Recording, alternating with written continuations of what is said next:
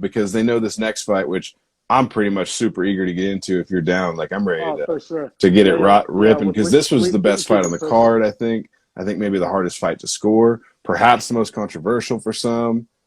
Yeah, man. I guess I have a hot take about this next fight. We'll keep it pushing to the co-main. It's like, honestly, I thought this fight was decently easy to score, and I also thought like there wasn't too much controversy about who won. But I don't know. I'm obviously in the minority here because I've seen a lot of reaction videos, a lot of tweets, a lot of people feeling some type of way about this next fight and the decision. And I can't wait to get into it with you, brother. Let's get to it. We have the co-main event, the flyweight title, the trilogy fight between Brandon Moreno, the current champion at minus 180 favorite, versus Deiveson Figueiredo, the number one ranked flyweight at plus 155. And Figueiredo's training with Henry Cejudo. That was like a big storyline coming into this one. It looked apparent in the cage too. I would like to note that immediately for Figueiredo, that whatever training they're doing with him, it was clearly apparent. His style, his stance was a little different. The way he approached engagements was different. The amount of times he shot it on a single leg to put Moreno in a weird position was entirely from Cejudo. I credit a lot of that to Cejudo's camp. Yeah, for sure, man. And you know what? I've watched so many of these UFC cards, and like sometimes the announcers can be a little redundant. You know how Cormier always talks about you got to show a takedown just to get him thinking about it. He says it every single card, every single fight. He always says it. It's like his go-to thing to say.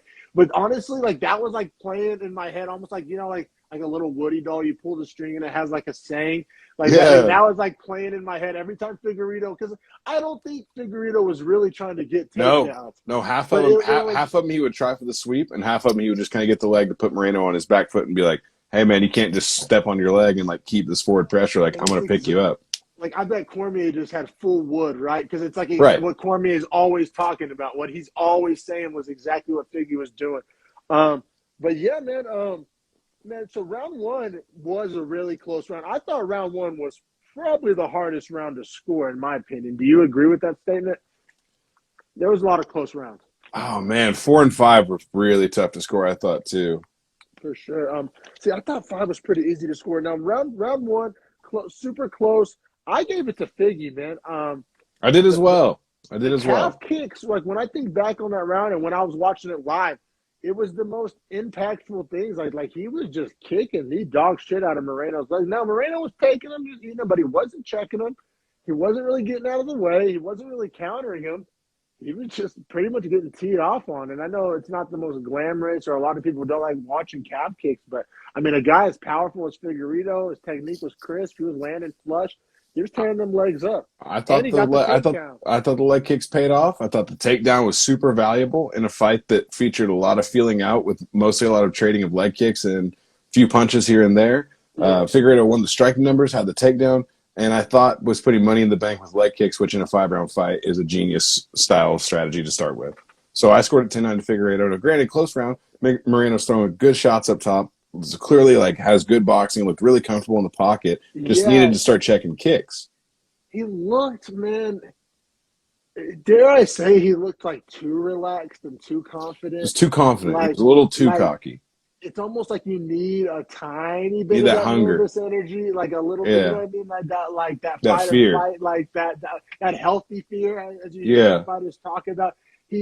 He didn't have that, which is like dope to like reach that level of confidence and mentality. And it's hard to tell a guy to like not lean into that. But honestly, watching it happen, it's like I don't feel like he was like firing on all cylinders. I don't know if firing on all cylinders is the right way to put it, but just like Moreno's intensity level. Like, and I know he's the assassin baby, and he's not like, Mr. Mean Tough guy. I know all that, but I'm saying just the level of there was a level of almost like Cyril Gane-ish, like sparring-ish pace going on by Moreno in the first round. You know what I'm saying? I don't know if you felt that. Yeah. No, I do feel that essentially, man, because like I thought Moreno was trying to mimic the fight that they had the second time. Like I think he thought it was going to be very, very similar, and that he was going to wear Figueiredo down with big shots, kind of show him that he wasn't afraid of his power and beat him mentally, and then just pick him apart and then beat him up once he was mentally broken.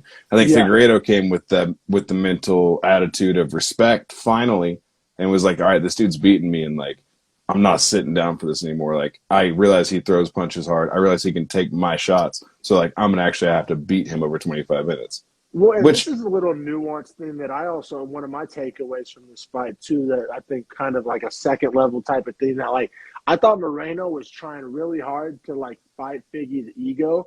And I thought, and Figgy is a guy with a big ego and likes to be the big scary knockout guy. I thought Figgy did a phenomenal job of just sticking to the game plan, not engaging, and that's what I'm really, I mean, saying. towards the end there was some kind of like bang it out firefights, but the first like 3 rounds it was very like methodical, like smart. Like he didn't really like, and Moreno was trying to fight that ego, and I don't think he really like let it work. And I think Moreno was kind of counting on that. Yeah, I agree with you. Now, granted, round two, I thought that Moreno got the fight to be at distance, doing a better job keeping the fight at distance, and was landing, I thought, better shots in round two. Like, I gave round two to Moreno. Round two, I gave to Moreno as well. It was Moreno's best round of the fight. I thought, like by Agreed. far, like I think it gave him too much confidence, though, too, which we'll talk about probably in the next round. yes, I completely agree. Couldn't agree more. Yeah, I mean Moreno was landing the harder punches, and he was kind of coming out on top in the scrambles. I mean he was defending the takedown. I mean yeah, Moreno looked fantastic in round two. So yeah, we had it 19-19 right going into three. Yeah, and honestly, I was at the point where watching it, I was like, this is a fight. Like, they're, like, both these guys could potentially drop each other at any moment, or they could both wear each other's shots, and this might be another 25-minute war. Like, I was pumped, man. Like, this fight had me juiced, Oh yeah, especially going to the third, because like they both started stinging each other. Like, you could tell yeah. Moreno was confident. He was like, I'm going to take your power, and you're going to feel mine this round, and I'm going to be the guy that wins out. Like I said, he thought it was going to be a replay of fight number two. What Round three was Figueiredo, my favorite round of probably the whole card. I mean, yeah, I literally have "what a round" in all caps. The end of it, such a fun round. yeah, and what makes it so much fun is that it was really back and forth, and I kind of was leaning Moreno, honestly, for like maybe to the last 30 seconds, 15 seconds, maybe even, and then Moreno gets cracked by Figueiredo. Like Figueiredo that drops a classic bomb on him. Figueiredo. Like when you think of like before the Moreno Figueiredo trilogy started, when Figueiredo was starching flyweights like we'd never seen before, it was one of those classic Figueiredo punches that we Yeah, had. that's exactly right. Like, it was Yeah, one of those moments where it's like, oh, he's a bigger, stronger dude at this weight. Like, he holds like a dominant power advantage, which we haven't seen against Moreno yet. Like, he hasn't and we held that hadn't seen in advantage. the fight up until this point. This was Right. like the first time where it was like, I don't know, just like the first time anybody like cracked, like a crack in the armor. Now, by the time that Figueiredo gets on top and gets into the advantage position, there's 2 seconds left. So Moreno just rides out the clock, survives, was in a super dangerous position. Arguably would have been finished had that shot landed 30 seconds earlier. It's hard to Oh yeah, say. I gave round three to Figgy. Me too, for sure. So we each have it 29-28 Figueiredo, which actually all three of the judges agreed with us to this point. Oh, that's good to know. All right, cool.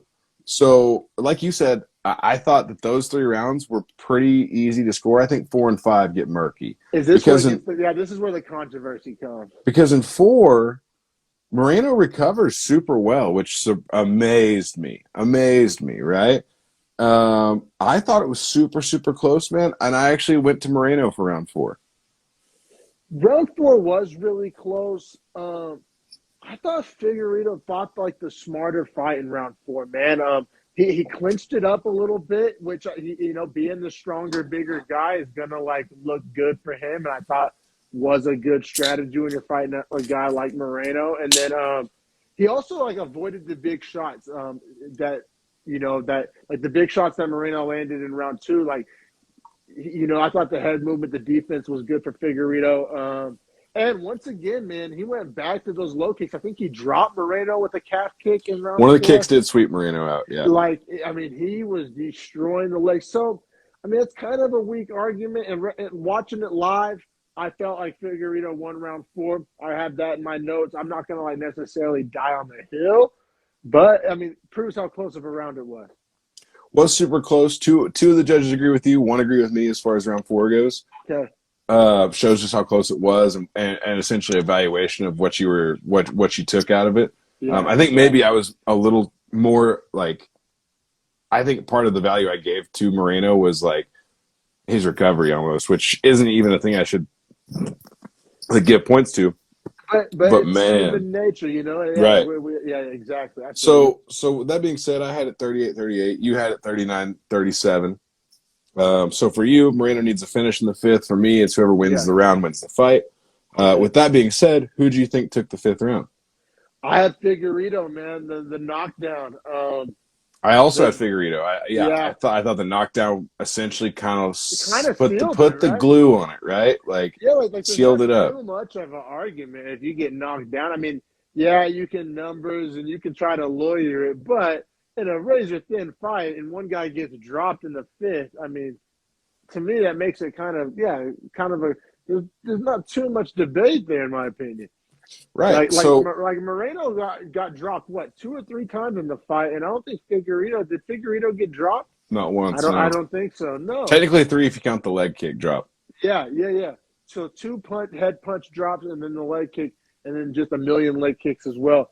So yeah, I had Figueiredo winning 4 rounds to 1. Yeah, 49-46. I had it 48-47. All 3 judges had 48-47. Now, what's interesting that I would note again is that we both scored round 3 for Figueiredo, right? Like, we agreed on that. The only round we split on was round 4, right? Which the judges split 2 and 1. Makes sense. The 2 judges that scored round – yeah, that's right. The 2 judges that scored round 4 for Figueiredo scored round 5 for Moreno, which I didn't really understand. I don't understand how you because can give Moreno I 5. thought I understand how you can give Moreno 4. Right. So I'm saying if you didn't give him 4, how would you give him 5? You know what I'm saying? Yeah, so that's weird where logic. My logic got busted with those guys. Yeah, I think those 2 judges should have been more apt to agree with you on the 49-46, and the one judge that I went score for score with was obviously 48-47. Saw kind of the same things I was. Yeah, no, I agree, man. I don't think there's really much controversy. I saw a lot of people saying they thought Moreno won the fight. I don't get it. And it's not even like one of those things where just the math of the scorecard adds up. Like, as I was watching the fight, I literally looked to my wife and I said, I was like, because we were both Moreno fans. We were rooting for Moreno. And me too. I was like, Moreno's losing. The whole world was rooting for Moreno, I think, except for Brazil. Like, round 3 on, like, I was like, Moreno's losing this fight. Like, this isn't looking so hot for Moreno. Like I said, it's like, because people are trying to make it seem like, oh, this is one of those fights where, like, you know, the argument tried to make, like, Figueiredo won the scorecards, but Moreno won the fight. Like, I disagree with that. Yeah, I disagree with that. Because, like, as I was watching the fight in real time, just eye test, not even numbers, not even scorecards, not even, like, looking at stats, just like, Figueiredo's winning this fight. Like, he's just winning the fight. Like just end the sentence there. Outright, like, he's just winning this fight. Like, by all measurable metrics, like, he's winning the fight. Now, now the narrative is they got to fight a 4th time, and I guess maybe this is considered a hot take. It's not that I don't want to see it a 4th time, because it would be fun and it would be competitive. I think the UFC is doing themselves a disservice. Hear me out. Now, the whole narrative is that the flyweight division is a 2-man race. It's not even a deep division. It's kind of like women's featherweight. It's not. And I think scheduling the 4th fight confirms that and makes everybody that says that right. I think if you do, both of these guys don't like to be super active. They both got a lot of money. I think this will work. I think you could do Askarov France and give the winner of that the next title shot and do like a real, just because that's how you build a division, right? Because right. So say Cara France gets the title shot and loses. At least now he's a guy who's been in a title shot, who's been in a co-main on the pay-per-view, and then that's another, like, essentially star. Or say it's Askarov. You know what I'm saying? Like, I think if they do the 4th fight, you're only confirming that it's a 2-man race and making everybody not care about the division. I think, like I said, I do believe Cara France and Askarov is booked. So it's not even like we got to wait. Like, we could do that fight 9 months from now. That's about the same pace that they usually fight. Figueiredo fights about every 9 months. And, you know what I mean? He's not the most active guy in the world. I think you could let it play out, Kara-France, Askarov, and then you get new people to actually have a division. I think that if they do the 4th fight, I know that's the fun, trendy take, and everybody's immediate takeaway and knee-jerk reaction is, oh, run it back for 4. I don't know. What do you think about that? It's hard to say that Moreno shouldn't get a shot to get his title back when Figueiredo got a shot to get his title back, right? In all fairness to each guy, and then their fight record is a win or win for each guy, and then a draw. 1-1-1. So it's almost like you need to have that 4th fight to kind of settle the water, but it's also a rare case in the sense that you have the draw, which you almost never have. Yeah, and I think that I think you can kind of have your cake and eat it too, right? Because then, like, what if Moreno has to fight? Like, Moreno could headline a fucking fight night, fighting, Royval. If you ask me this way, for Figueiredo Moreno, who's won 2 out of 3 of their fights, I would tell you Figueiredo has won 2 of 3 of their fights. The scorecards might not reflect that, but I think Figueiredo won the first fight as far as like outright damage and like just overall, like I think he won that fight, right? Yeah, I think he won the 3rd fight. I think he lost the 2nd fight. So for me, I'm good to not see it a 4th time. I don't have to see it a 4th time. I think Figueiredo is slightly better. Yeah, I don't have to. Now, I understand if would like to. I think it's a little short-sighted, though. I think if you immediately do it at short-sighted, I think you can save that fight. Save it, right? Do it like maybe like 2 years from now when they're both a little older or whatever. It's like a McGregor-Diaz kind of thing. Like, shelf it maybe and let it build, let it brew, let them get back to each other. Because like I said, I think like these guys like Askarov and Kara-France and Perez and Royval, like I think they like can be interesting. I think, but if you just do the same fight 4 times in a row, you're telling us that they're not worth it. You know what I mean? You're telling us that we shouldn't. Which I think is wrong, because when I watch Askarov and I watch Kara-France, I'm pretty big on those guys' stocks. So I think they deserve to get their shot.